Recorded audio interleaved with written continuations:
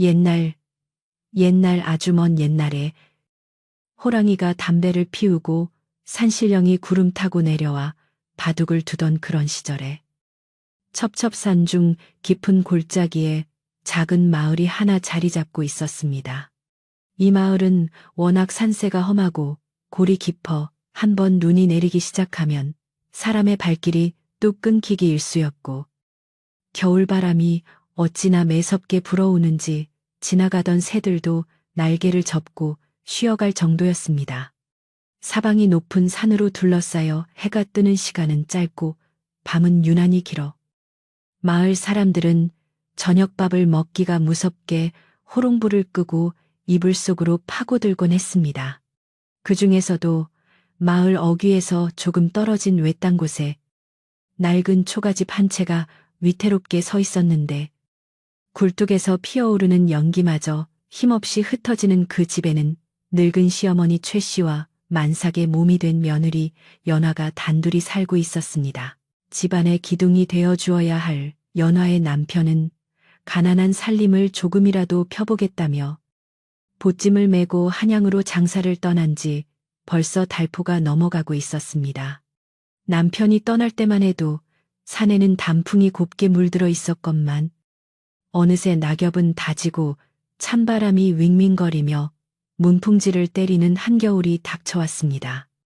연화는 불룩해진 배를 안고서도 하루도 쉬지 않고 집안일을 도맡아 했는데 새벽같이 일어나 꽁꽁 어누물물을 길어오고 산비탈에 올라가 마른 나무를 주워 아궁이에 불을 지피는 고된 일상은 임신한 여인의 몸으로는 감당하기 벅찬 것이었습니다. 하지만 연화는 남편이 돌아와 기뻐할 모습을 상상하며 그리고 뱃속에서 자라는 아이를 생각하며 시린 손을 호호 불어가며 묵묵히 견뎌내고 있었습니다. 그러나 연화에게 겨울 추위보다 더 견디기 힘든 것은 바로 시어머니 최 씨의 모진 구박과 표독스러운 눈초리였습니다. 최 씨는 젊어서 과부가 되어 외아들 하나만을 바라보고 살아온 여인이었는데 아들이 장가를 든 후로는 며느리가 아들의 사랑을 독차지한다고 여겨 사사건건 트집을 잡고 못살게 구는 것으로 동네방네 소문이 자자했습니다. 그녀는 아들이 곁에 있을 때는 그나마 며느리 눈치를 보는 시류이라도 했지만 아들이 돈을 벌러 먼 길을 떠나자마자 본색을 드러내며 연화를 하녀 부리듯 부려먹기 시작했습니다. 밥을 지으면 쌀이 아깝다고 타박하고 빨래를 해오면 물을 너무 많이 쓴다고 소리를 지르니 연화는 숨쉬는 것조차 죄가 되는 듯하여 늘 고개를 숙이고 지내야만 했습니다. 유난히 눈보라가 거세게 몰아치던 어느 동짓달 밤 세상이 온통 하얗게 뒤덮이고 살을 내는 듯한 칼바람이 초가집 벽을 뚫을 듯 기승을 부리는 날이었습니다. 그날따라 택감이 부족하여 방 아랫목조차 냉골같이 차가웠고 최 씨는 하루 종일 방구석에 앉아 춥고 배고프다며 며느리를 향해 온갖 저주 섞인 불평을 쏟아내고 있었습니다. 연화는 무거운 몸을 이끌고 부엌으로 나가 남은 콩깍지와 솔가지를 긁어모아 겨우 불씨를 살려보려 애썼지만 젖은 나무에서는 매운 연기만 피어올라 눈물 콧물을 쏙 빼놓을 뿐 불길은 좀처럼 살아나지 않았습니다. 부엌 가득 차오르는 매캐한 연기의 기침을 콜록이며 연화가 눈물을 훔치고 있을 때 안방문이 벌컥 열리더니 최 씨가 도깨비 같은 형상으로 튀어나와 고래고래 소리를 지르기 시작했습니다. 애구머니나 이 미련한 것이 나를 연기로 질시켜 죽이려고 작정을 했구나. 아들 없는 틈을 타서 시어미를 잡으려고 환장을 했어. 최 씨의 목소리는 부풍한 설보다 더 차갑고 날카로워 연화의 가슴을 후벼 팠습니다. 연화는 놀란 가슴을 진정시키며 어머니, 감이 젖어서 불이 잘 붙지 않아 그럽니다. 조금만 기다리시면 방이 따뜻해질 것입니다. 라고 공손히 대답했지만 최 씨의 귀에는 그저 말대꾸로만 들릴 뿐이었습니다. 최 씨는 부직갱이를 들어 아궁이 주변을 탕탕 치며 며느리가 살림을 못해 집안에 우환이 끊이지 않는다느니 들어올 때부터 재수가 없었다느니 하며 입에 담지 못할 험담을 늘어놓았습니다. 저녁상이라고 차려낸 것은 시래기 몇 줄기가 둥둥 떠다니는 묽은 죽 한 그릇이 전부였는데 그마저도 쌀알은 찾아보기 힘들고 물만 흥건했습니다. 흉년이 든 탓에 양식이 바닥을 드러낸 지 오래였기 때문입니다. 연화는 자신의 밥그릇에 담긴 묽은 죽 중에서 그나마 건더기가 있는 부분을 숟가락으로 조심스럽게 건져 시어머니의 그릇에 옮겨 담았습니다. 자신은 뱃속에 아이 때문에 허기가 져서 현기증이 날 지경이었지만 시어머니가 배를 태사 화를 내는 것이 더 무서웠기에 배고픔을 참으며 맹물로 배를 채우려 했던 것입니다. 하지만 최 씨는 며느리의 정성 따위는 안중에도 없다는 듯 숟가락을 탁 내려놓으며 이걸 지금 사람이 먹으라고 내온 것이냐. 내년이 뒤로 쌀을 빼돌려 혼자 처먹고 나한테는 이런 구정물을 주는 것이지 라며 억지를 부렸습니다. 연하는 억울하고 분하여 눈물이 핑 돌았지만 행여나 눈물을 보이면 재수없다고 더 큰 사단이 날까봐 입술을 꾹 깨물며 참았습니다. 어머니, 당치 않습니다. 쌀독이 비어 이것도 겨우 끓인 것입니다. 서방님이 오실 때까지만 참아주십시오. 라고 애원하듯 말했지만 최 씨의 분노는 식을 줄을 몰랐습니다.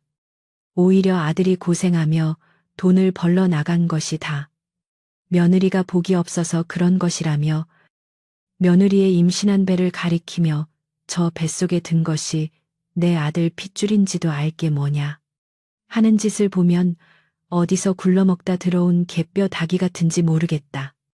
라며 인륜을 저버리는 모욕적인 언사를 서슴지 않았습니다.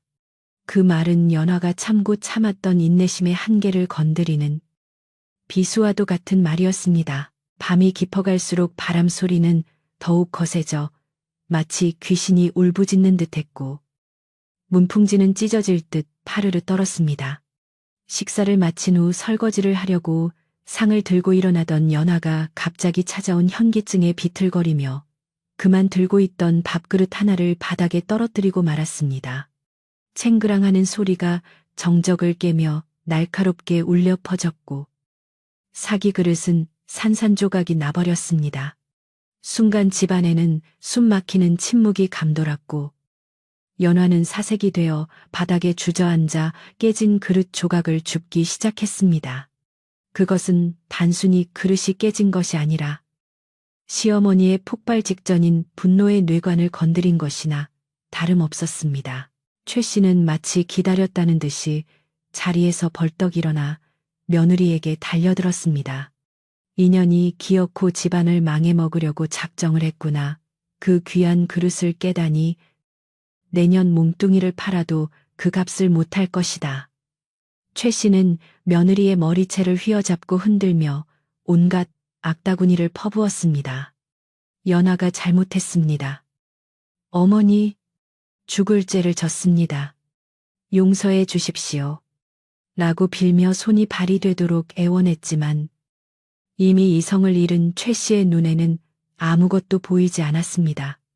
그녀는 며느리가 아들의 사랑을 받는 것도 뱃속에 아이를 가진 것도 그냥 숨쉬고 있는 것조차 꼴보기 싫었던 차에 잘 걸렸다는 심산이었습니다. 최 씨의 광기는 거기서 멈추지 않았습니다. 그녀는 며느리가 입고 있는 솜루비 저고리를 보더니 눈을 번득였습니다.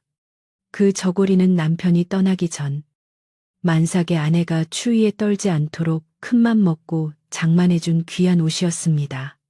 최 씨는 그 옷은 내 아들이 피땀 흘려 번 돈으로 산 것이다. 너 같은 천한 것이 감히 입을 옷이 아니다.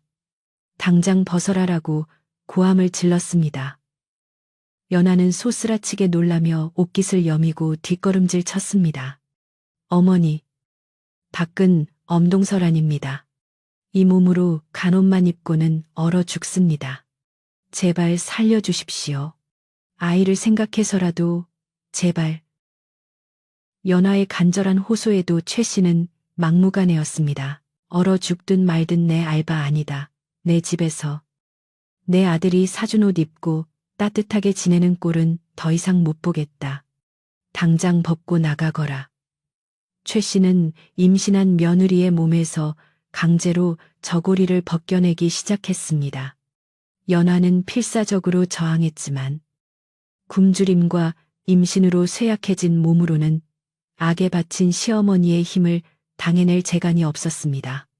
결국 솜저고리는 찢겨지듯 벗겨졌고 연화는 얇디얇은 무명 찹적삼 하나만을 걸친 채 덜덜 떨게 되었습니다. 하얀 속살이 차가운 공기에 드러나자마자 소름이 돋고 이가 딱딱 부딪혔지만 최 씨는 벗겨낸 저고리를 품에 안고서 승리감에 도취된 듯 비릿한 웃음을 흘렸습니다. 꼴 좋다 그 몸뚱이로 어디 한번 밖에서 살아남아 보거라. 내 아들이 돌아오면 내년이 발광을 하다가 집을 나갔다고 할 테니 다시는 이 문지방을 넘을 생각일랑 하지도 마라. 최 씨는 며느리의 등을 떠밀어 방문 밖 마루로 내던졌습니다. 쿵 하고 마루에 넘어진 연화는 차가운 나무 바닥에 냉기에 비명을 지를 뻔했지만 너무나 큰 충격과 공포의 목소리조차 나오지 않았습니다. 방문이 쾅 하고 닫히는 소리와 함께 굳게 걸어 잠그는 소리가 들려왔습니다. 방 안의 희미한 불빛마저 차단되자 연화는 칠흑 같은 어둠 속에 홀로 남겨졌습니다. 신발조차 제대로 신지 못한 채 쫓겨난 연화는 마당으로 내려서자마자 발바닥을 찌르는 듯한 눈의 냉기에 정신이 아득해졌습니다. 눈은 무릎까지 쌓여 있었고 휘몰아치는 눈보라는 캐논 하나 걸친 연화의 몸을 사정없이 때렸습니다. 어머니 잘못했습니다. 문 좀 열어주세요. 얼어 죽을 것 같습니다. 연화는 닫힌 방문을 두드리며 울부짖었지만 방 안에서는 아무런 인기척도 들리지 않았습니다. 아니, 오히려 불을 끄고 이불을 뒤집어 쓰고 있을 시어머니의 냉혹한 침묵만이 돌아올 뿐이었습니다.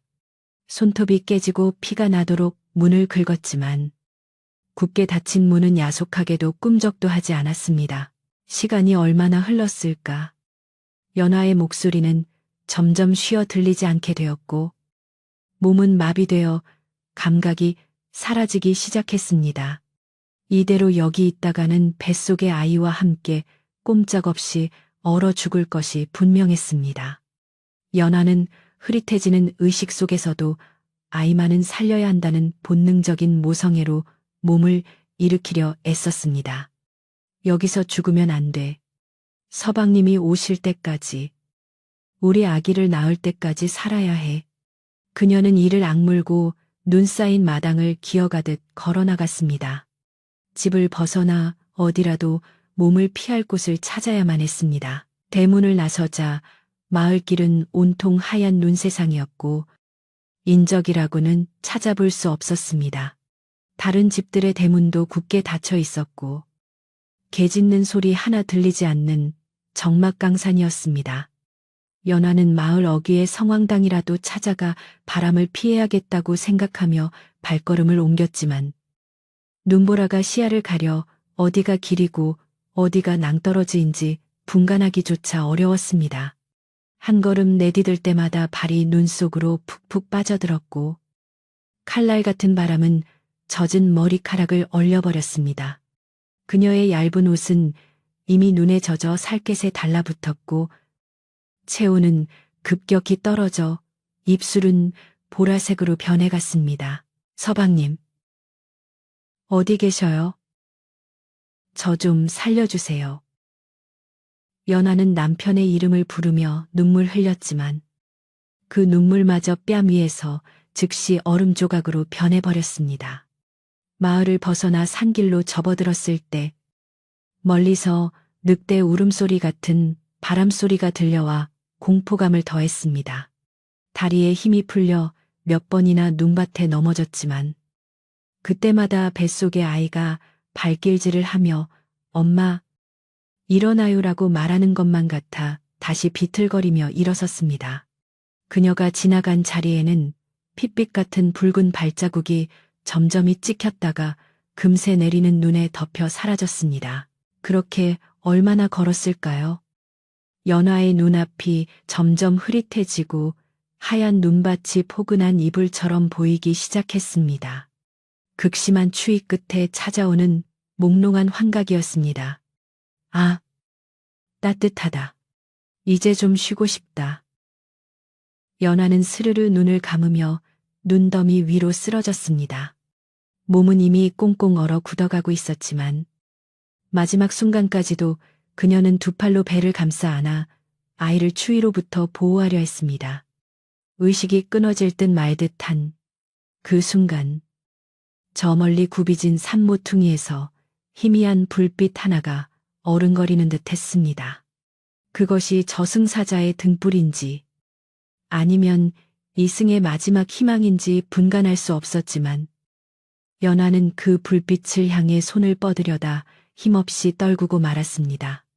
깊은 산속, 매서운 눈보라만이 쓰러진 여인의 위로 무심하게 쌓여가고 비정한 시어머니가 있는 집은 어둠 속에 잠겨 그 끔찍한 죄악을 숨기고 있었습니다. 연화의 의식이 눈보라 속으로 아스라이 사라져 갈 무렵 저 멀리 굽이진 산모퉁이에서 어른거리던 희미한 불빛은 헛것이 아니었습니다. 그것은 한양으로 향하던 어느 고관대작의 행렬이 밝힌 청사초롱 불빛이었습니다. 칠흑 같은 어둠과 몰아치는 눈보라를 뚫고 말방울 소리와 함께 여러 명의 하인들이 횃불을 높이 들고 길을 재촉하고 있었습니다. 행렬의 주인은 조정에서 덕망 높기로 소문난 이조판서 김대감이었는데 그는 지방 순찰을 마치고 급히 한양으로 복귀하던 중이었습니다. 눈이 너무 많이 내려 잠시 쉬어가려 했으나 대감은 무언가에 이끌리듯 행렬을 멈추지 않고 강행군을 하던 참이었습니다. 선두에서 길을 트던 하인 하나가 눈더미 속에 파묻힌 거뭇한 형체를 발견하고는 기겁을 하며 소리쳤습니다. 멈추시오. 우리 앞에 사람이 쓰러져 있습니다. 팽렬이 급히 멈춰섰고 말 위에 앉아있던 호위무사가 횃불을 가까이 들이댔습니다. 눈 위에 쓰러진 것은 다름 아닌 괴노차림의 만삭 임산부였습니다. 이미 얼굴은 백지장처럼 하얗게 질려 있었고 입술은 보랏빛으로 변해 숨이 붙어 있는지조차 알 수 없는 처참한 몰골이었습니다. 보고를 받은 김대감은 가마문을 박차고 나와 눈밭으로 뛰어내렸습니다. 이 엄동설안의 택적衫만 입은 임산부라니. 이게 대체 무슨 병고란 말이냐, 여봐라. 당장 아이를 구하라. 대감의 부인인 정경부인 유씨 역시 가마에서 내려 쓰러진 연화의 모습을 보고는 비명에 가까운 탄식을 내뱉었습니다. 세상에, 어찌 이런 끔찍한 일이. 이보시오. 어서 이 아이를 내 가마로 옮기세요. 내 체온으로라도 녹여야 합니다. 하인들이 서둘러 연화를 안아 올리자 그녀의 몸은 마치 얼음장처럼 차갑고 딱딱하게 굳어 있었습니다.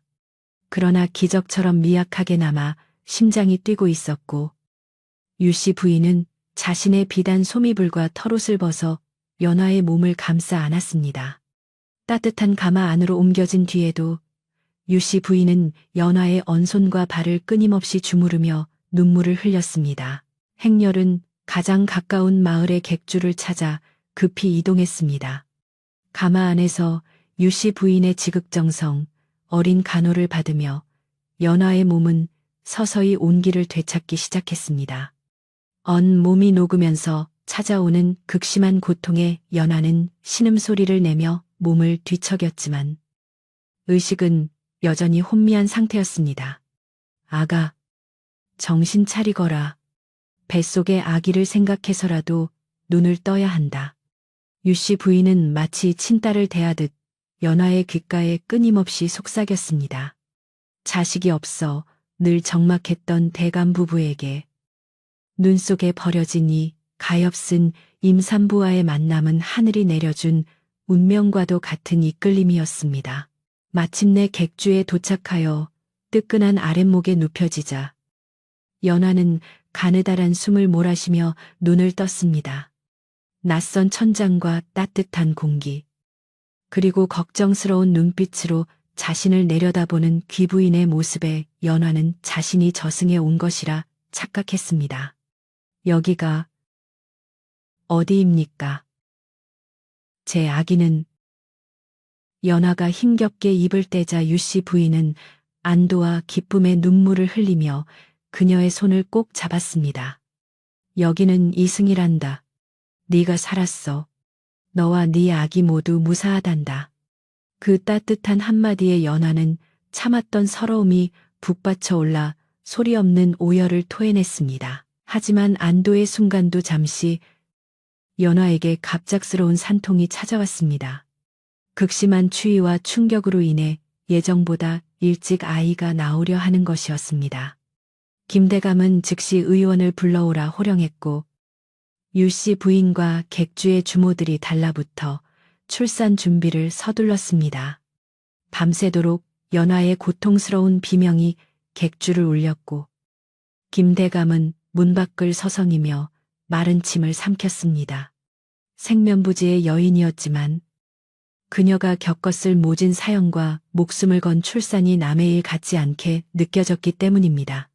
새벽 닭이 울 무렵 드디어 의앙하는 우렁찬 아기 울음소리가 터져 나왔습니다.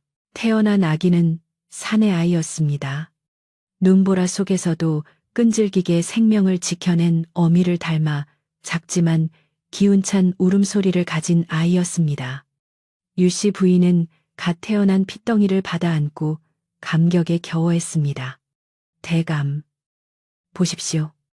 이 아이가 복덩이입니다. 죽을 고비를 넘기고 우리 품에 안겼으니 이보다 더한 인연이 어디 있겠습니까? 김대감 역시 방으로 들어와 땀에 젖어 탈진한 연화와 강보에 쌓인 아기를 바라보며 인자한 미소를 지었습니다. 장하다. 참으로 장해. 하늘이 너를 살리셨구나.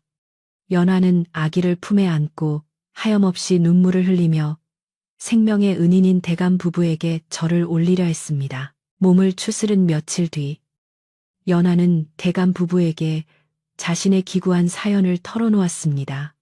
시어머니의 모진 구박과 한겨울의 옷을 벗겨 내쫓긴 이야기를 들은 김대감은 불같이 노하여 주먹으로 상을 내리쳤습니다. 사람의 탈을 쓰고 어찌 그런 금수만도 못한 짓을 할 수 있단 말인가. 내 당장 관아에 알려 그 늙은이를 엄벌에 처하게 하겠다. 그러나 마음 여린 연화는 대감의 옷자락을 붙잡 만류했습니다. 대감마님, 그래도 제 지아비의 어머니이십니다. 서방님이 돌아오시면 아시게 될 테니 제발 덮어주십시오. 저는 그저 이 아이와 함께 살 수만 있다면 더 바랄 것이 없습니다. 연화의 착하고 깊은 마음씨에 감동한 대감 부부는 상의 끝에 중대 결단을 내렸습니다. 슬아의 자식이 없어 늘 쓸쓸했던 차에 하늘이 보내준 딸이라 여기고 연화를 수양딸로 삼기로 한 것입니다. 너는 오늘부터 내 딸이다. 지난날의 모진 기억은 다 잊고 한양으로 가서 우리와 함께 새 삶을 살자꾸나. 유씨 부인의 제안에 연화는 감감무소식인 남편을 떠올리며 잠시 망설였지만 갓 태어난 아기를 굶주림과 추위 속에 다시 내던질 수 없었기에 눈물로 감사를 표하며 그 제안을 받아들였습니다. 그렇게 연화는 초라한 며느리에서 명문가의 귀한 따님으로 신분이 바뀌어 한양으로 떠나게 되었습니다. 한편 연화가 떠난 그 산골 마을에는 다시 고요가 찾아왔지만 최 씨의 집만은 예전 같지 않은 음산한 기운이 감돌기 시작했습니다. 그날 밤 며느리를 내쫓고 방문을 걸어 잠갔던 최 씨는 며느리가 얼어 죽었을 것이라 확신했습니다. 다음 날 아침 마당에 쌓인 눈 위에 찍힌 며느리의 발자국이 대문 밖으로 이어진 것을 보고는 독한 년, 기어이 살아서 도망을 쳤구나 라며 혀를 찼습니다. 그녀는 며느리의 생사를 확인하려 하지도 않았고 오히려 동네 사람들에게는 며느리가 보찜을 싸서 밤새 야반도주를 했다고 거짓말을 퍼뜨렸습니다. 글쎄, 그 발칙한 것이 내 아들이 뼈 빠지게 번 돈을 훔쳐서 새서방을 따라 도망가지 않았겠어. 내가 진작에 알아봤지. 근본 없는 년이라고 최 씨는 우물가에 모인 안악들에게 침을 튀기며 며느리를 험담했습니다. 마을 사람들은 평소 착하고 성실했던 연화를 알기에 최 씨의 말을 곧이 듣지 않았지만 며느리가 사라진 것은 사실이었기에 수군거릴 뿐 대놓고 따지지는 못했습니다. 하지만 사람들의 눈빛은 예전보다 더욱 싸늘해졌고 최 씨의 등 뒤에서 손가락질을 하며 그녀를 피하기 시작했습니다. 그런데 이상한 일은 그때부터 벌어지기 시작했습니다. 연화가 떠난 뒤로 최 씨의 집안에는 원인을 알 수 없는 우환이 끊이지 않았습니다.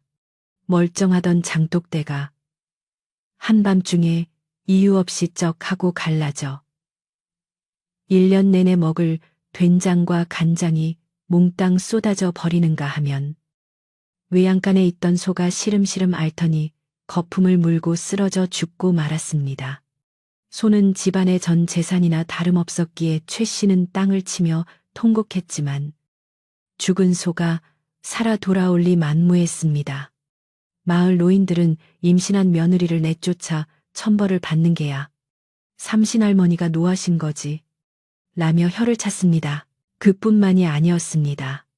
며느리가 해오던 파분 일을 혼자 도맡아 하게 된 최 씨는 얼마 가지 않아 골병이 들기 시작했습니다. 추운 겨울 찬물에 손을 담그고 빨래를 하려니 손마디가 퉁퉁 부어올라 숟가락조차 들기 힘들 지경이 되었고 아궁이에 불을 지피다가 치맛자락을 태워 먹는 일도 다반사였습니다. 따뜻한 밥을 지어 바치던 며느리가 없으니 끼니는 늘 찬밥 덩어리나 맹물로 때우기 일쑤였고 집안 곳곳에는 먼지와 거미줄이 쌓여 폐가처럼 변해갔습니다. 며느리 탓을 하며 악을 쓰던 기세는 온데간데 없고 최 씨의 몰골은 날이 갈수록 초라해져만 갔습니다. 밤이 되면 최 씨는 공포에 떨었습니다. 바람이 문풍지를 울리면 마치 며느리가 문을 긁는 소리처럼 들렸고 처마 및 고드름이 떨어지는 소리에도 어머니, 문 좀 열어주세요 하는 환청이 들려 이불을 뒤집어 쓰고 덜덜 떨어야 했습니다. 죄책감이라기보다는 원기가 붙었을까봐 두려워하는 비겁한 공포였습니다. 그녀는 무당을 불러 굿이라도 하고 싶었지만 소가 죽고 살림이 거덜난 터라 그럴 돈조차 없었습니다. 결국 그녀는 방구석에 쭈그리고 앉아 망할년 죽어서도 나를 괴롭히는구나 라고 중얼거리며 스스로를 갉아먹는 도끼를 품을 뿐이었습니다. 더욱 기가 막힌 것은 아들의 소식이었습니다. 달이 차고 해가 바뀌어도 한양으로 돈 벌러간 아들에게서는 편지 한 장 오지 않았습니다.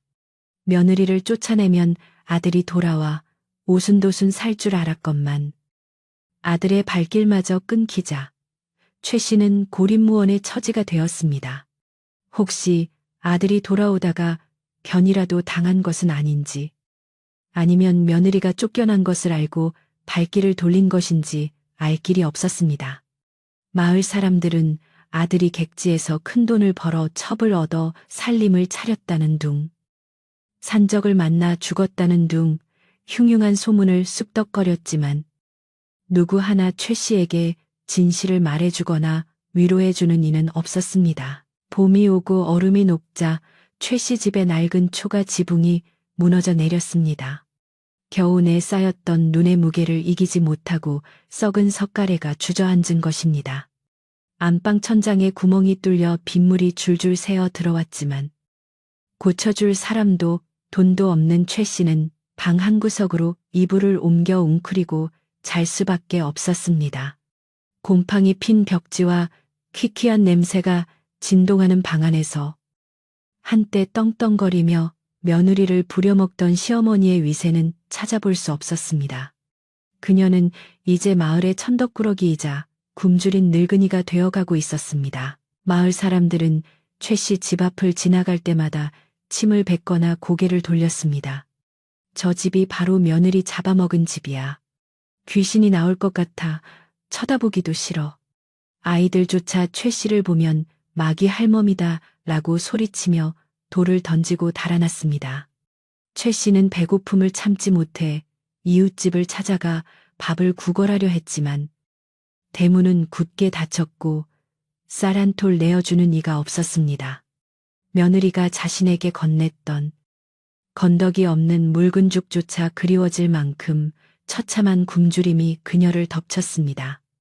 그녀는 산비탈을 헤매며 깸뿌리를 캐거나 남이 버린 시래기를 주워 연명해야 했습니다. 계절은 무심하게 흘러들이나 산에는 꽃이 피고 새가 지저귀었지만 최 씨의 집은 여전히 한겨울의 냉기 속에 갇혀 있는 듯 했습니다. 악독한 마음을 품었던 대가로 그녀의 삶은 철저하게 파괴되고 있었지만 최 씨는 여전히 자신의 잘못을 깨닫지 못했습니다. 그저 세상이 자신을 버렸다며 원망하고 도망간 것이라 믿는 며느리를 저주하는 것으로 하루하루를 보냈습니다. 내 아들만 오면, 내 아들만 성공해서 돌아오면 다들 내 발 아래 무릎 꿇릴 것이다. 그것만이 그녀가 붙잡고 있는 유일한 그리고 헛된 희망이었습니다. 반면 한양의 김대감 댁에서는 웃음꽃이 피어났습니다. 연하는 타고난 성품이 곱고 지혜로워 집안의 대소사를 훌륭히 처리하며 양부모를 극진히 모셨습니다. 그녀의 아들 주는 대감의 사랑을 듬뿍 받으며 무럭무럭 자라났는데 3살에 글을 깨우치고 5살에 시를 읊을 정도로 총명함이 남달랐습니다. 김대감은 준을 친손자처럼 아끼며 최고의 스승을 붙여주었고 연화에게는 비단옷과 폐물을 아끼지 않았습니다. 연화는 가끔 밤하늘의 달을 보며 고향의 남편을 그리워했지만 지금의 평온하고 넘치는 행복을 깨뜨리고 싶지 않아 그 그리움을 가슴 깊은 곳에 묻어두었습니다. 그녀는 이제 더 이상 눈밭을 헤매던 불쌍한 며느리가 아니라 기품 넘치는 반가의 여인이 되어 있었습니다. 강산이 한 번 변한다는 10년 세월이 2번이나 흐르고 무심한 강물처럼 시간은 쉼없이 흘러갔습니다. 그 사이 세상은 많이도 변하여 검은 머리 팥불이 되듯 사람들의 얼굴에는 주름이 깊어지고 마을 어귀에 서 있던 작은 느티나무는 어느새 아름드리 거목이 되어 시원한 그늘을 들이우고 있었습니다. 눈보라치던 밤, 죽음의 문턱에서 기적처럼 살아난 연화의 삶 또한 천지개벽하듯 달라져 있었습니다. 김대감 댁의 수양딸이 된 연화는 타고난 덕성과 기품으로 집안을 환하게 밝혔고 그녀의 아들 주는 누구보다 총명하고 씩씩한 청년으로 성장했습니다. 주는 어릴 적부터 책을 손에서 놓지 않더니 15이 되던 해에 이미 사서삼경을 통달하고 20살이 되던 해에는 과거 시험인 대과에 응시하여 장원급제라는 영광을 안았습니다. 임금님 앞에서 어사를 머리에 꽂고 금이 환영하는 준의 모습은 마치 하늘에서 내려온 선녀의 아들처럼 빛이 났습니다. 훤칠한 키에 서글서글한 눈매, 그리고 부드러우면서도 위험 있는 목소리는 보는 이들로 하여금 절로 고개를 숙이게 만들었습니다. 김대감 부부는 준을 친손자보다 더 아끼며 기뻐했고 연화는 장성한 아들의 의젓한 모습을 보며 지난날의 서름을 남몰래 눈물로 씻어냈습니다. 한양 장안의 준의 명성이 자자해지자 여기저기서 혼담이 들어왔지만 준은 오직 홀로 대신 어머니를 봉양하고 나라에 충성하는 일에만 전념하겠다며 정중히 거절하곤 했습니다. 그는 어머니가 가끔 먼 산을 바라보며 짓는 슬픈 표정의 의미를 어렴풋이 짐작하고 있었기에 어머니의 한을 풀어드리는 것이 자식된 도리라 여겼습니다. 그러던 어느 날 임금님이 준을 불러 그대의 학식과 인품이 출중하니 원하는 고을의 수령으로 보내주겠다. 소원이 있느냐라고 하문하셨습니다. 준은 엎드려 아뢰기를 소신 강원도 산골의 작은 고을 원님으로 부임하기를 청하옵니다. 그곳은 제 어머니의 고향이자 잊을 수 없는 사연이 깃든 곳이오니 부디 허락하여 주시옵소서. 라고 간청했습니다. 임금님은 장원 급제자가 험한 산골로 가겠다는 것에 의아해하셨지만 그의 효심을 갸륵히 여겨 흔쾌히 허락하셨습니다. 그리하여 주는 그 옛날 어머니가 쫓겨났던 바로 그 고을의 현감으로 부임하게 되었고, 연화는 현감의 어머니로서 그리고 정경 부인의 봉작을 받은 귀한 신분으로 아들과 함께 고향으로 돌아갈 채비를 하게 되었습니다. 한편 그 오랜 세월 동안 연화의 남편, 즉 준의 친아버지인 철수의 행방은 어찌 되었을까요? 그는 장사를 하러 떠났다가 큰 돈을 벌어 고향으로 돌아갔지만 집은 폐허처럼 변해 있고 어머니 최씨로부터 네 처가 새서방을 따라 도망갔다는 청천벽력 같은 거짓말을 듣고 절망했었습니다. 그러나 철수는 아내의 심성을 누구보다 잘 알기에 어머니의 말을 믿지 않았고 미친 사람처럼 팔도를 떠돌며 아내를 찾아 헤맸습니다. 지성이면 감천이라 했던가요.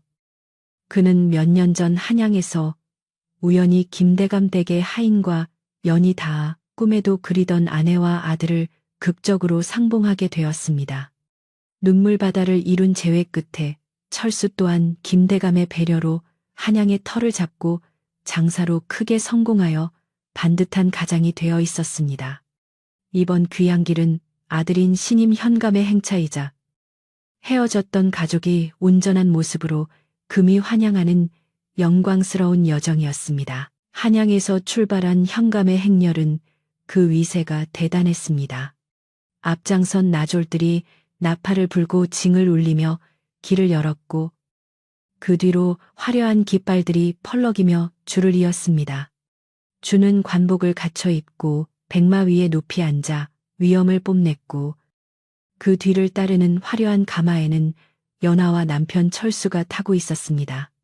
비단으로 장식된 가마의 문발 사이로 스며드는 따뜻한 봄바람은 20년 전 그 차갑고 매섭던 눈보라와는 비교할 수 없을 만큼 부드럽고 향기로웠습니다. 연화는 가마 안에서 손수건으로 입가를 가리며 쿵쾅거리는 가슴을 진정시켰습니다. 내가 살아서 이 길을 다시 오게 되다니. 꿈만 같구나. 지나가는 풍경 하나하나가 옛 기억을 불러일으켰지만 이제는 쫓겨나는 죄인이 아니라 고을을 다스리는 원님의 어머니로서 당당히 돌아가는 길이었습니다. 행렬이 산을 넘고 물을 건너 며칠 만에 드디어 고을 입구에 들어서자 온 고을이 떠들썩해졌습니다. 새로 오시는 사또가 그렇게 인물이 훤하고 학식이 높다며 게다가 한양에서 큰 부자가 된 아버지를 두고 정경부인 칭호를 받은 어머니를 모시고 온다지 뭔가. 마을 사람들은 하던 일을 멈추고 길가로 나와 구경하기에 바빴습니다. 사람들은 저마다 새 사또의 덕을 보려 아우성이었고 관아에서는 잔치 준비로 떡치는 소리와 고기 굽는 냄새가 진동을 했습니다. 마을의 촌장과 유지들은 버선발로 마중을 나와 허리를 굽혔고 아이들은 신기한 듯 행렬 꽁무니를 졸졸 따라다녔습니다. 그러나 이 화려한 축제 분위기와는 정반대로 마을 구석진 곳에 쓰러져가는 오두막 하나가 있었습니다. 지붕은 반쯤 날아가 하늘이 훤히 보이고 벽은 금이 가서 바람이 숭숭 들어오는 그곳에는 늙고 병든 노파 하나가 거적대기를 뒤집어 쓰고 누워 있었습니다. 바로 연화의 시어머니 최씨였습니다. 그녀는 지난 세월 동안 마을 사람들의 철저한 외면과 가난 속에서 짐승만도 못한 삶을 이어오고 있었습니다. 아들이 돌아왔다 다시 떠난 후 철수는 아내를 찾으러 다시 나갔다가 찾은 뒤로는 연을 끊고 살았기에 최 씨는 아들이 죽었거나 영영 떠난 줄만 알고 있었습니다. 최 씨는 화병과 영양실조로 눈이 멀어 앞을 거의 보지 못하게 되었고 허리는 기역자로 굽어 지팡이 없이는 한 걸음도 떼지 못하는 신세가 되었습니다. 아이고, 배야, 배고파 죽겠네. 최 씨는 말라비틀어진 손으로 텅 빈 배를 문지르며 신음했습니다. 마을이 시끌벅적하고 맛있는 냄새가 바람을 타고 날아오자 그녀의 채란 눈동자가 허공을 향해 움직였습니다. 무슨 날인데 이리도 소란스러운고 고기 굽는 냄새가 나를 미치게 하는구나. 지나가던 이웃집 안악이 담장 너머로 빈정거리듯 쏘아붙였습니다. 할망구, 아직도 살아있었어. 오늘 새로 오신 사또님이 부임하는 날이잖아. 관아에서 큰 잔치를 연다고 난리야. 댁 같은 거짓골은 얼씬도 못하겠지만 말이우. 그 말에 최 씨의 귀가 번쩍 뜨였습니다. 사또가 부임하는 날이면 을에 가난한 노인들에게 국밥이라도 한 그릇 베푸는 것이 관례였기 때문입니다. 최 씨는 줄인 배를 채울 수 있다는 생각에 없던 힘을 짜내어 일어났습니다. 내 신세가 어쩌다 일이 되었는고. 며느리 년만 도망가지 않았어도 내 아들이 돈 벌어와서 호강하며 살았을 텐데. 그녀는 여전히 자신의 잘못은 깨닫지 못하고 모든 불행을 며느리 탓으로 돌리며 중얼거렸습니다. 헝클어진 흰머리는 빗자루 같았고 때에 쩐 저고리는 기운 자국이 누더기처럼 덕지덕지 붙어 있어 영락없는 거린의 모습이었습니다. 최 씨는 썩은 나무 지팡이를 더듬거리며 집을 나섰습니다. 눈이 잘 보이지 않아 돌부리에 걸려 넘어지기를 수차례. 무릎이 까지고 손바닥이 긁혔지만 고기 냄새가 나는 관아 쪽을 향한 집념은 멈추지 않았습니다. 마을길은 구경꾼들로 인산인해를 이루고 있었습니다. 최 씨가 비틀거리며 사람들 틈으로 파고들자 사람들은 코를 막으며 길을 비켰습니다. 어우, 냄새야. 저 노망난 할멈 또 나왔네. 재수없게 사또님 오시는 길에 거지는 왜 나오고 난리야. 온갖 멸시와 조롱이 쏟아졌지만 최 씨에게는 그런 말들이 귀에 들어오지 않았습니다. 오로지 잔치상에 올라갈 돼지머리와 시루떡 생각뿐이었습니다. 그녀는 관아 대문 근처 담벼락 밑에 자리를 잡고 쭈그리고 앉아 침을 질질 흘리며 행렬이 도착하기만을 기다렸습니다. 그녀의 모습은 인과응보가 무엇인지를 보여주는 살아있는 증거와도 같았습니다. 드디어 웅장한 취타대의 소리와 함께 현감의 행렬이 관아 앞마당에 들어섰습니다. 물러거라 사또 행차시다. 우렁찬 호령 소리에 구경꾼들은 일제히 땅에 엎드렸고 최 씨 또한 본능적으로 바닥에 머리를 조아렸습니다. 말에서 내린 주는 늠름한 자태로 주위를 둘러보았고 그 뒤를 이어 가마에서 내린 연화는 화려한 비단옷을 입고 고귀한 자태를 뽐냈습니다. 그녀가 발을 딛는 곳마다 향긋한 분냄새가 퍼졌고 머리에 꽂은 금비녀는 봄 햇살을 받아 눈부시게 반짝였습니다. 마을 사람들은 세상에 어쩜 저리도 고우실까. 관세음 보살님이 따로 없네 하며 감탄을 금치 못했습니다. 연화는 관아의 높은 마루에 오르기 전 잠시 멈춰서서 마당에 엎드린 수많은 백성을 둘러보았습니다. 그 중에서도 낡은 옷을 입고 엎드려 있는 노인들의 모습에 눈길이 머물렀습니다.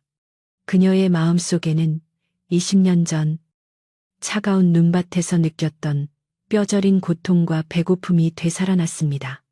저들 중에 혹시 연화의 시선이 담벼락 구석에 웅크리고 있는 한 노파에게 꽂혔습니다. 형체조차 알아보기 힘들 만큼 망가졌지만 연화는 단번에 알아볼 수 있었습니다. 자신을 그토록 모질게 구박하고 내쫓았던 시어머니 최 씨였습니다. 가슴 깊은 곳에서 뜨거운 것이 치밀어 올랐지만 연화는 이내 평정심을 되찾고 조용히 아들 준에게 눈짓을 보냈습니다. 준은 어머니의 뜻을 알아차리고 관아의 이방을 불러 명을 내렸습니다. 오늘 내가 이곳에 부임한 것은 백성들의 평안을 살피기 위함이다. 내 어머니의 뜻에 따라 오늘 하루 마을의 70세 이상된 노인들을 모두 관아 안으로 모셔라. 그리고 고기와 술, 떡을 푸짐하게 대접할 것이니 한 사람도 배고픈 채로 돌아가게 해서는 안 될 것이다.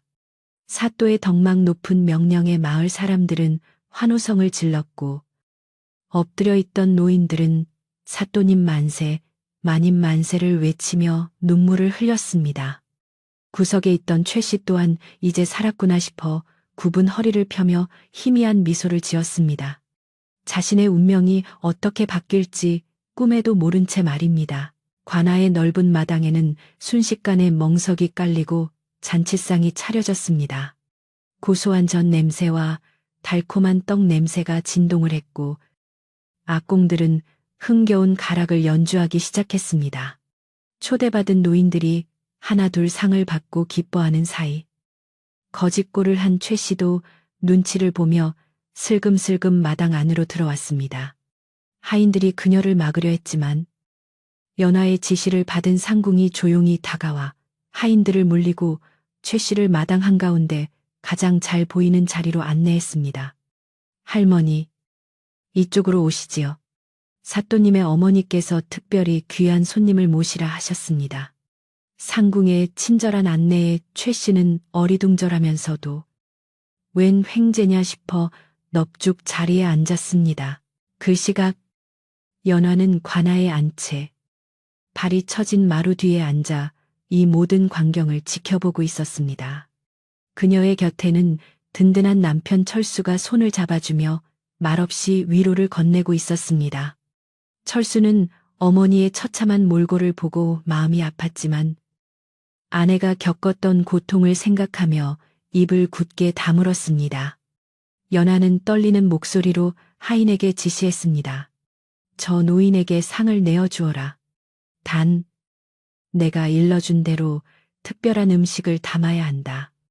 그것은 복수가 아닌 스스로 깨우치게 하기 위한 연하만의 지혜로운 방법이었습니다. 최 씨의 앞에는 다른 노인들과는 다른 뚜껑이 덮인 내 그릇 하나가 정중하게 놓였습니다. 최 씨는 그것이 산해진미일 것이라 기대하며 떨리는 손으로 뚜껑을 열 준비를 했습니다. 주위 사람들의 시선이 모두 그 그릇에 집중된 가운데 최 씨의 입가에는 탐욕스러운 침이 흘러내렸습니다. 과연 그 그릇 안에는 무엇이 들어있을까요? 잔치상이 벌어진 관아 마당은 그야말로 흥분의 도가니였습니다. 고소한 기름 냄새가 코를 찌르고 사람들의 웃음소리가 담장을 넘어갈 듯 시끌벅적했습니다. 상다리가 휘어지도록 차려진 음식들 사이로 김이 모락모락 나는 흰 쌀밥과 윤기가 흐르는 고기 산적 그리고 갖가지 나물들이 노인들의 입맛을 돋우었습니다.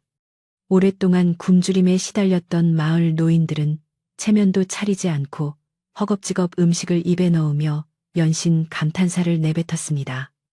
아이고, 이게 웬 호사냐. 내 평생 관아에서 이런 대접은 처음 받아보네. 옆자리의 노인이 닭다리를 뜯으며 행복해하는 모습을 보며 최 씨 또한 기대감에 부풀어 마른 침을 꿀꺽 삼켰습니다. 최 씨의 앞에는 다른 노인들과는 달리 유독 반짝이는 펠그릇 하나가 정갈하게 놓여 있었습니다. 뚜껑이 덮여 있어 그 안의 내용물은 보이지 않았지만 최 씨는 제멋대로 상상의 나래를 펼쳤습니다. 아마도 내가 제일 연장자라고 특별히 산삼이라도 넣은 탕국을 주려나 보다. 아니면 귀한 전복죽일지도 모르지. 그녀는 떨리는 손으로 숟가락을 집어들고 주위 사람들의 부러운 시선을 즐기며 천천히 텔그릇의 뚜껑을 들어 올렸습니다. 어디, 나라님도 먹기 힘들다는 귀한 음식을 좀 맛보자꾸나. 뚜껑이 열리면서 하얀 김이 피어오를 것이라 기대했던 최 씨의 눈이 순간 휘둥그레졌습니다. 그러나 뚜껑을 연 최 씨의 입에서 터져 나온 것은 감탄사가 아니라 찢어질 듯한 비명이었습니다. 아니, 이게 뭐야. 사람을 놀려도 유분수지 찰그릇 안에 담긴 것은 김이 모락모락. 나는 고기국도 하얀 쌀밥도 아니었습니다. 그곳에는 얼음이 둥둥 뜬 차가운 냉수 한 그릇에 다 말라 비틀어진 솔가지 몇 개가 둥둥 떠다니고 있었고, 밥 대신 놓인 작은 접시에는 먹을 수 없는 손뭉치와 찢어진 헝겊 조각이 담겨 있었기 때문입니다. 주위에서 고기를 씹으며 즐거워하던 노인들이 깜짝 놀라 최 씨를 쳐다보았고, 흥겹던 잔치 분위기는 순식간에 찬물을 끼얹은 듯 조용해졌습니다. 최 씨는 분노를 참지 못하고 숟가락을 바닥에 내동댕이 쳤습니다. 여봐라, 이게 무슨 행패냐. 늙은이를 불러다 놓고 걔도 안 먹을 찌꺼기를 내놓다니. 내가 아무리 거짓골을 하고 있어도 양반 집안의 시험이었다. 어디서 이런 모욕을 주는 것이냐. 그녀의 악에 바친 고함 소리는 관아 마당을 쩌렁쩌렁 울렸고, 하인들은 당황하여 어쩔 줄을 몰라 했습니다.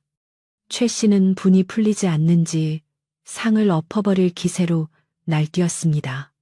배고픔에 대한 기대가 컸던 만큼 실망과 모멸감은 그녀의 이성을 마비시키기에 충분했습니다.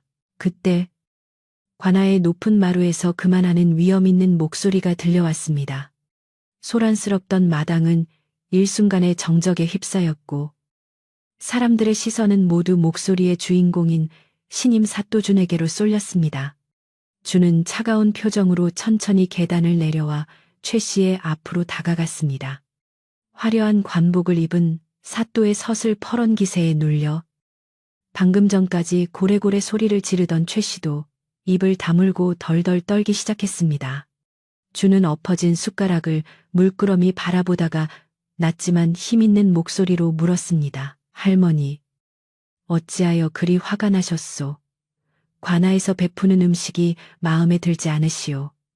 준의 질문에 최 씨는 억울하다는 듯 바닥에 머리를 조아리며 하소연했습니다.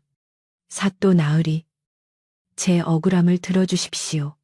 옆에 있는 사람들은 다 고기에 쌀밥을 주면서 저에게는 얼음물과 손뭉치를 주었습니다. 이는 늙은이를 조롱하고 멸시하는 처사가 아니옵니까? 네, 비록 지금은 몰락하여 빌어먹고 살지만 한때는 남부러울 것 없는 집안의 안주인이었습니다. 최 씨는 눈물까지 찔끔거리며 자신의 처지를 비관했습니다. 주는 씁쓸한 미소를 지으며 다시 물었습니다. 그 음식들이 낯설게만 느껴지시오. 곰곰이 생각해 보시오. 그 차가운 물과 먹지 못할 손뭉치가 정녕 할머니와 아무런 상관이 없는 물건들이오. 최 씨는 고개를 들어 사또의 얼굴을 쳐다보았습니다.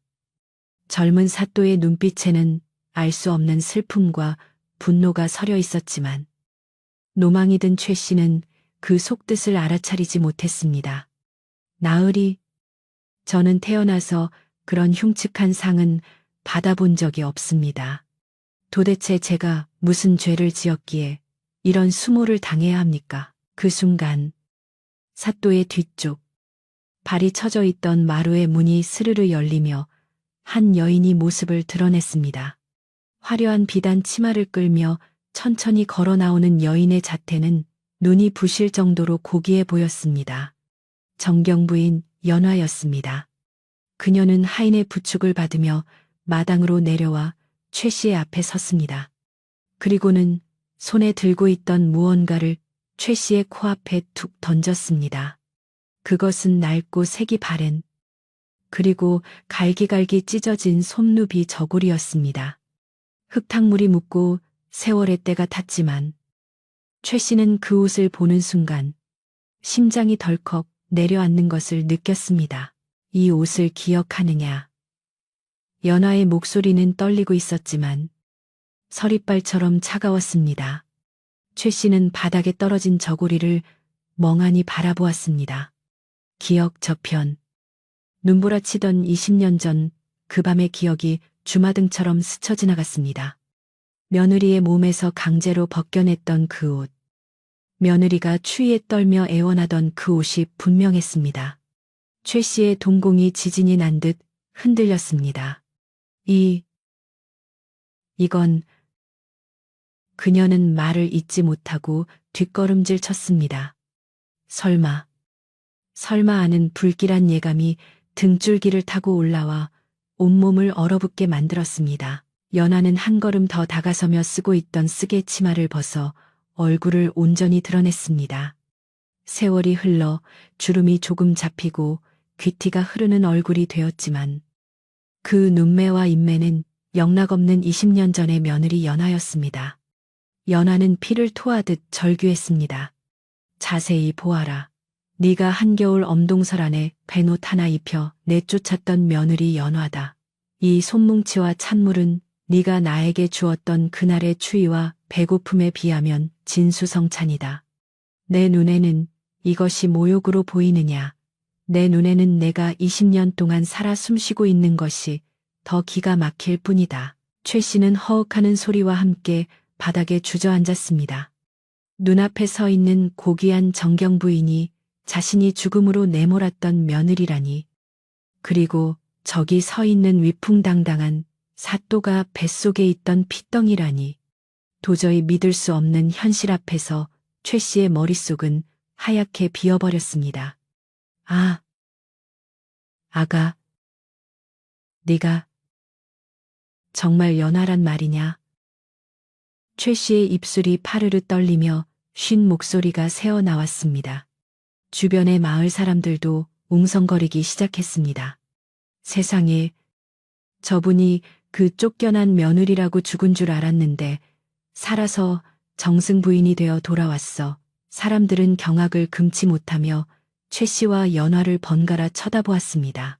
그때 연화의 뒤에서 또 한 사람이 걸어 나왔습니다. 갓을 쓰고 도포를 입은 중후한 노신사. 바로 최 씨가 죽은 줄로만 알았던 아들 철수였습니다. 철수는 참담한 표정으로 어머니를 내려다보았습니다. 어머니, 저를 알아보시겠습니까? 어머니가 그토록 기다리시던 아들 철수입니다. 아들의 목소리를 들은 최 씨는 소스라치게 놀라며 기어가듯 아들의 다리를 붙잡았습니다. 아이고, 내 새끼 살아있었구나. 나는 네가 죽은 줄만 알았다. 이게 꿈이냐 생시냐. 최 씨는 반가움에 눈물을 흘리려 했지만 철수는 차가운 손길로 어머니의 손을 뿌리쳤습니다. 어머니, 저는 어머니가 죽었습니다. 20년 전 제 처자식을 눈구덩이에 파묻어 죽이려 했을 때 제 마음속의 어머니도 이미 죽었습니다. 철수의 말은 비수가 되어 최 씨의 가슴에 꽂혔습니다. 제가 집을 비운 사이 며느리를 잡아먹고도 모자라 새서방을 따라 도망갔다고 거짓말을 하셨지요. 그 거짓말 때문에 제가 얼마나 세상을 원망하며 살았는지 아십니까? 하늘이 굽어 살펴 처자식을 다시 만나지 못했다면 저는 평생 어머니의 거짓말에 속아 미치광이로 살다 죽었을 것입니다. 철수의 눈에서는 굵은 눈물이 뚝뚝 떨어졌습니다. 최 씨는 그제야 사태의 심각성을 깨닫고 공포에 질려 와들와들 떨기 시작했습니다. 자신이 저지른 죄악이 낱낱이 드러난 지금 권력을 쥔 아들과 며느리, 손자 앞에서 목숨을 부지하기 어렵다는 생각이 들었기 때문입니다. 그녀는 본능적으로 살려달라고 빌기 시작했습니다. 아이고, 내가 노망이 들어서 그랬다. 내가 미쳤었나 보다. 제발 목숨만은 살려다오. 사또 나으리, 아니 손자님, 이 할미를 불쌍히 여겨주시오. 그녀는 준의 발 아래 엎드려 머리를 짓궂며 애원했습니다. 그러나 그 모습은 반성이라기보다는 비굴한 생존 본능에 가까웠습니다. 준은 차갑게 내려다보며 말했습니다. 할머니, 지금 목숨을 구걸하시는 겁니까? 20년 전 제 어머니가 뱃속에 저를 안고 살려달라고 빌었을 때 할머니는 어떻게 하셨습니까? 그때의 어머니 심정이 어땠을지 단 한 번이라도 생각해 보셨습니까? 준의 호통에 최 씨는 말문이 막혀 윽 소리만 낼 뿐이었습니다. 마을 사람들은 혀를 차며 최 씨를 비난했습니다.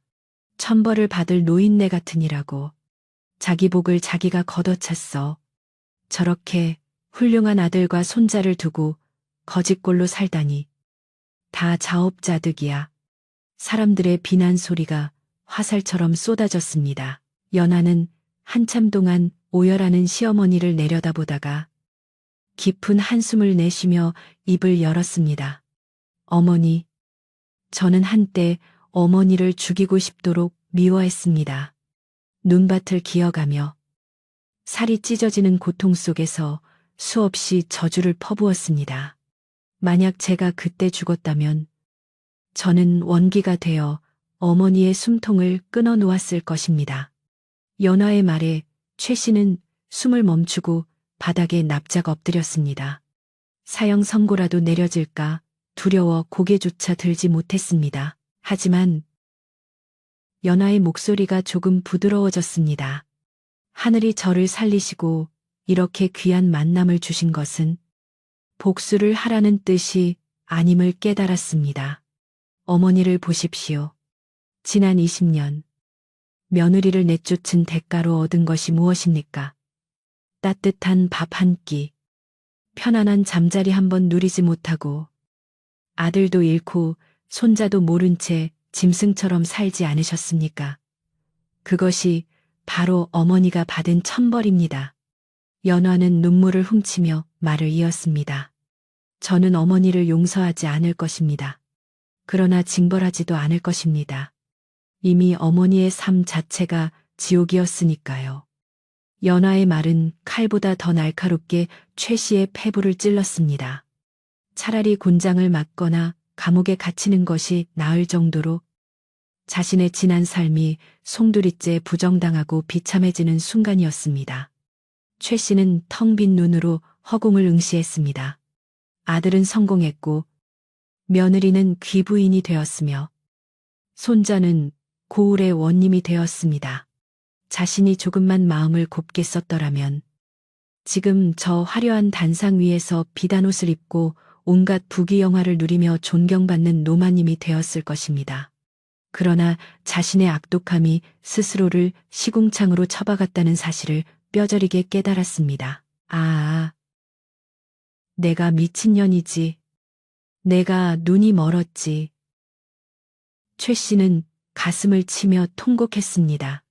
그것은 살려달라는 비명이 아니라 돌이킬 수 없는 후회와 자책의 절규였습니다. 그녀는 자신의 쥐어뜯으며 바닥을 굴렀습니다. 며느라, 내가 잘못했다. 내가 죽을 죄를 졌다. 차라리 나를 죽여다오. 이 부끄러운 꼴로 더는 살 수가 없다. 최 씨의 오열은 관아의 담장을 넘어온 마을로 퍼져나갔습니다. 그 처절한 울음소리에 구경하던 마을 사람들조차 눈시울을 붉히며 고개를 돌렸습니다. 악인의 말로가 얼마나 비참한지, 그리고 뒤늦은 후회가 얼마나 부질없는 것인지를 보여주는 장면이었습니다. 주는 하인들에게 명했습니다. 할머니를 일으켜라. 그리고 저 더러운 옷을 벗기고 목욕을 시켜라. 하인들이 다가와 탈진한 최 씨를 부축해 일으켰습니다. 최 씨는 다리에 힘이 풀려 제대로 서지도 못했지만 며느리와 아들을 참아 볼 면목이 없어 고개를 푹 숙인 채 끌려가듯 안채로 들어갔습니다. 엎질러진 물은 다시 담을 수 없지만 더러워진 그릇은 닦을 수 있는 법. 연화는 멀어지는 시어머니의 뒷모습을 보며 가슴속에 응어리져 있던 묵은 체증이 내려가는 것을 느꼈습니다. 그것은 통쾌한 복수감이라기보다는 긴 세월 동안 자신을 옥죄어왔던 원망의 사슬이 끊어지는 해방감이었습니다. 잔치마당은 다시 고요해졌지만 그 고요는 아까와는 다른 무게를 지니고 있었습니다. 사람들은 밥그릇을 앞에 두고도 쉬이 숟가락을 들지 못했습니다. 인과응보의 생생한 현장을 목격한 그들은 각자 자신의 삶을 되돌아보며 숙연해졌습니다. 바람이 불어와 관아 마당의 깃발을 펄럭였고 봄 햇살은 여전히 따사롭게 내리쬐고 있었지만 최 씨가 남긴 회한의 눈물 자국은 마당의 흙 위에 선명하게 남아 있었습니다. 이제 이야기는 마지막 매듭을 지을 준비를 하고 있었습니다. 용서와 화해, 그리고 진정한 평온이 찾아올 시간이 다가오고 있었습니다. 해가 서산으로 뉘엿뉘엿 넘어가고 관아의 마당을 가득 채웠던 떠들썩한 잔치의 열기도 식어갈 무렵 사방에는 짙은 어둠과 함께 깊은 정적만이 내려앉았습니다. 마을 사람들은 저마다 가슴속에 묵직한 교훈 하나씩을 새기고 집으로 돌아갔고 관아에 앉채 깊숙한 방에서는 촛불 하나가 일렁이며 긴 그림자를 만들어내고 있었습니다. 그 방 안에는 목욕을 마치고 새 하얀 속적삼과 고운 비단옷으로 갈아입은 최 씨가 멍하니 앉아 있었습니다. 20년 동안 몸에 배어있던 찌든 때와 악취는 깨끗이 씻겨나갔지만 그녀의 마음속에 눌러앉은 죄책감과 부끄러움은 쉽사리 씻겨지지 않아 그녀는 고개를 들지 못한 채 바들바들 떨고만 있었습니다. 하인들이 준비해준 따뜻한 아랫목은 마치 가시방석과도 같았습니다. 지난 세월, 차가운 냉골과 거적대기 위에서 잠을 청할 때는 그토록 그리워했던 따뜻함이었건만 막상 며느리의 덕으로 이 자리에 앉고 보니 자신의 더러운 몸뚱이가 이 고귀한 방을 더럽히는 것만 같아 몸둘 바를 몰랐습니다. 문 밖에서 발자국 소리가 들릴 때마다 심장이 덜컥 내려앉았고 혹시나 며느리가 마음을 바꿔 다시 쫓아내거나 벌을 주러 오는 것은 아닐까 하는 두려움에 최 씨는 마른 침을 삼켰습니다. 그러나 문이 열리고 들어온 사람은 하인이 아니라 직접 소반을 들고 온 며느리 연화였습니다. 연화가 들고 온 소반 위에는 김이 모락모락 나는 흰 쌀밥과 맑은 소고기 무국, 그리고 정갈하게 담긴 조기와 나물 반찬들이 놓여 있었습니다. 낮에 마당에서 보았던 얼음물과 손뭉치가 아닌 진정으로 사람을 대접하는 따뜻한 밥상이었습니다. 연화는 말없이 시어머니 앞에 상을 내려놓고는 조용히 맞은편에 앉았습니다. 촛불 아래 비친 며느리의 얼굴은 온화하면서도 범접할 수 없는 위엄이 서려 있었습니다. 최 씨는 밥상을 쳐다볼 엄두도 내지 못하고 죽여다오. 차라리 나를 죽여다오. 라며 흐느끼기 시작했습니다.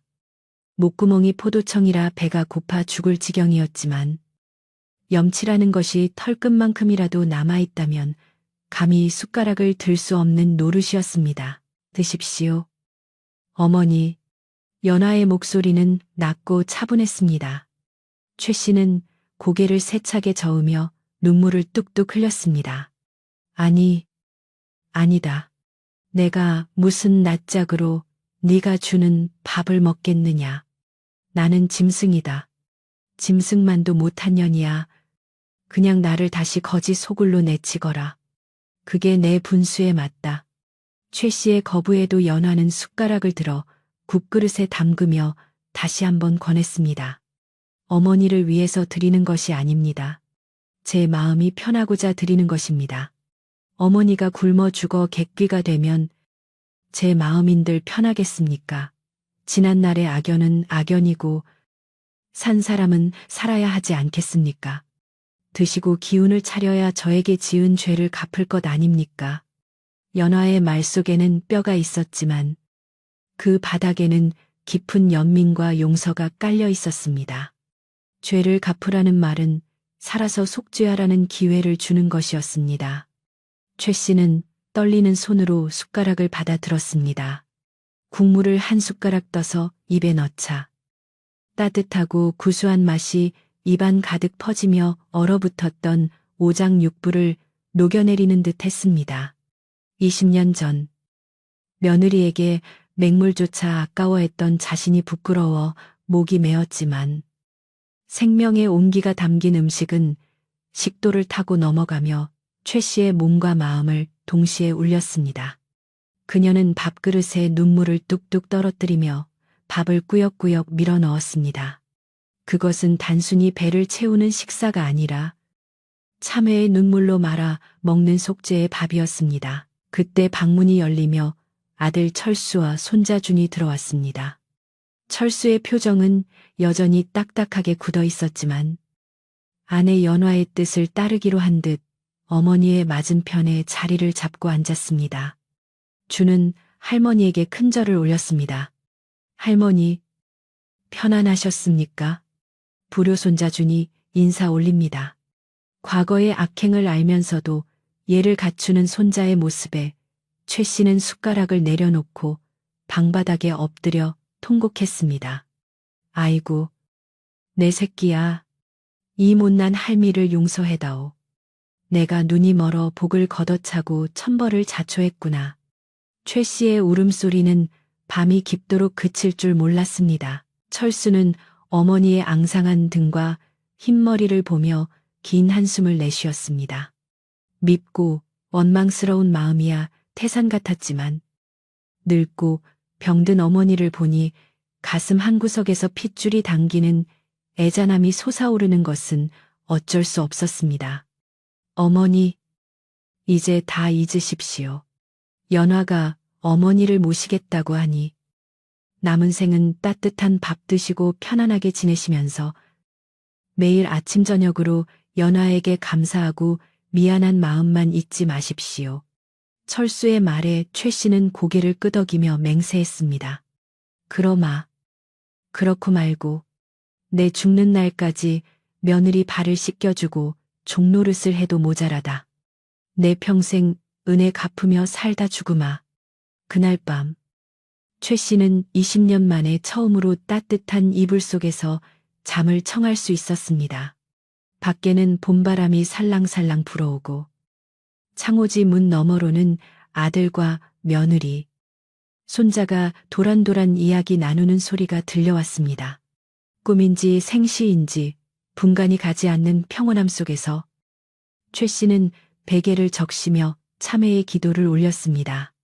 자신의 악독함으로 인해 모든 것을 잃을 뻔했으나 며느리의 넓은 아량 덕분에 구원받았음을 뼈저리게 느꼈기 때문입니다.